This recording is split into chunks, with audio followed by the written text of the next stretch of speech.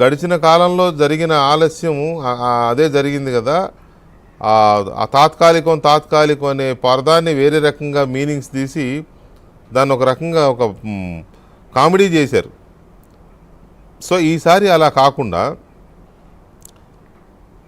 Secretariat కావచ్చు, assembly కావచ్చు, high court కావచ్చు, లేకపోతే ఆ క్వార్టర్స్, అధికారుల క్వార్టర్స్ కావచ్చు, ప్రజాప్రతినిధుల కోసం నిర్మిస్తున్న క్వార్టర్స్ కావచ్చు, ఇవన్నీ కూడా రావాలి. ప్లస్ ఆ రోడ్స్ 6 లేన్ రోడ్స్ ఉన్నాయి, తర్వాత ఇంటర్నల్ రోడ్స్ ఉన్నాయి, కోర్టు భవనాలు పూర్తి చేయాలి, ఇవన్నీ జడ్జి క్వార్టర్స్ ఉన్నాయి, ఇవన్నీ పూర్తి చేయాలి కదా. ఈ పూర్తి చేయడానికి ఎంత టైం పడుతుందనే దాని మీద చాలా ఆసక్తి ఉంది. ఎందుకంటే అవి పూర్తవుతుంటేనే ఆ 39,000 ఎకరాల మొత్తం ఆ కోటరీలో ఆ ఏరియాలో ప్రైవేటు కార్పొరేట్ కార్యాలయాలు కానీ, లేకపోతే బిల్డింగ్స్ కానీ, హోటల్స్ కానీ, యూనివర్సిటీస్ కానీ ఇవన్నీ వస్తూ ఉంటాయి.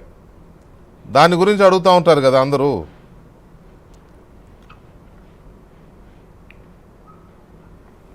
అంటే వచ్చే 2 సంవత్సరాల్లో ఇప్పుడు ఏవైతే అసంపూర్తిగా ఉన్న భవనాలు ఉన్నాయో, ఇప్పుడు సివిల్ సర్వీస్ ఆఫీసర్లకి, ఐఏఎస్ ఐపీఎస్ ఆఫీసర్లకి, అలాగనే ఇతర ప్రభుత్వ ఉద్యోగులకి, అలాగనే ఎమ్మెల్యేలకి, ఎమ్మెల్సీలకి, జడ్జీలకి, ఇలా వివిధ శాఖల వారికి కేటాయించిన లేదా నిర్మాణంలో ఉన్న దాదాపు 90% నిర్మాణం అయిపోయిందండి. వాటిని పూర్తి చేసి వాటికి వాటర్ కనెక్షన్ ఇచ్చి, డ్రైనేజ్ కన్నా ఏర్పాటు చేసి, వాటికి ఎలక్ట్రిసిటీ కనెక్షన్ ఇచ్చి, ఈ ఫినిషింగ్ టచ్ కార్యక్రమాలు ఏవైతే ఉన్నాయో ఇవన్నీ కంప్లీట్ చేయడానికి రాబోయే 2 సంవత్సరాల్లో అన్ని రకాలుగా కేంద్ర ప్రభుత్వ సహాయంతోనూ, రాష్ట్ర ప్రభుత్వానికి అందుబాటులో ఉన్న వనరులతోనూ పూర్తి చేయడం జరుగుతుందండి. చంద్రబాబు నాయుడు గారు ఇవాళ చెప్పింది ఏంటంటే, సింగపూర్ వాళ్ళతో కూడా మాట్లాడాల్సి ఉంది, మాట్లాడతాము. వాళ్ళు మళ్ళీ వస్తారో రారో తెలియదు ఇంకా, ఎందుకంటే ఆల్రెడీ గతంలో ఒక బిట్టర్ ఎక్స్పీరియన్స్ వాళ్ళు ఫేస్ చేశారు. ఒక మంచి కంట్రీ అది, వాళ్ళు ఇటువంటి టేకప్ చేస్తే బాగా చేస్తారు.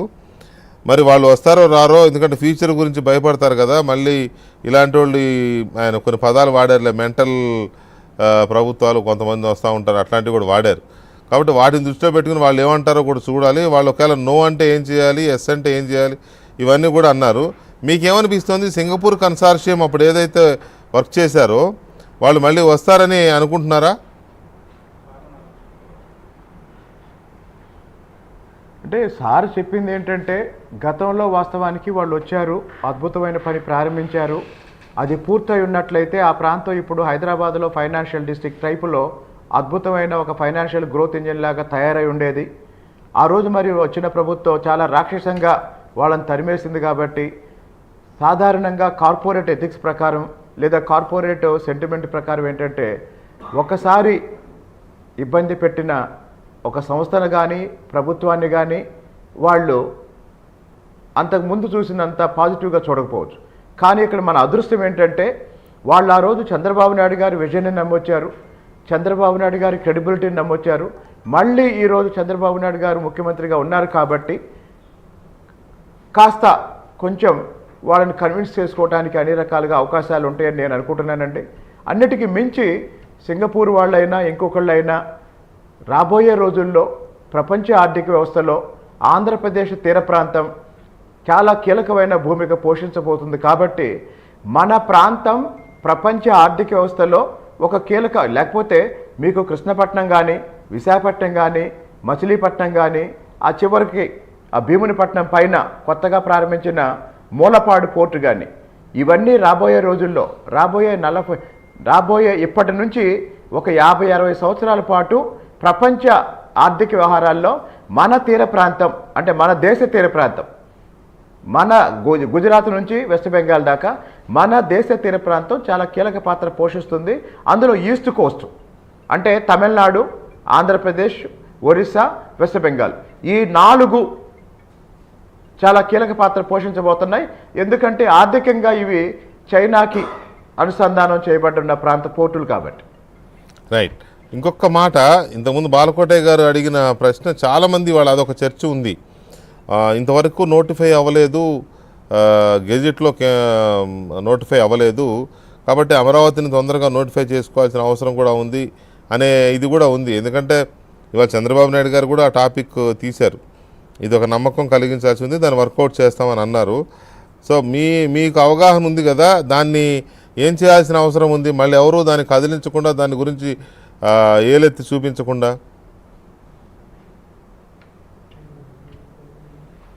రాజధానికి సంబంధించి ఎలాంటి సందేహాలు లేకుండా అన్ని రకాల అనుమానాలకి అతీతంగా, వాస్తవానికి ఇందాక మీరు ఇంట్రొడక్షన్లో ఇందాక కూడా మీరే చెప్పారు, మొన్న ఎన్నికల తీర్పు రాజధానికి కూడా తీర్పు, రాజధానికి సంబంధించిన తీర్పు.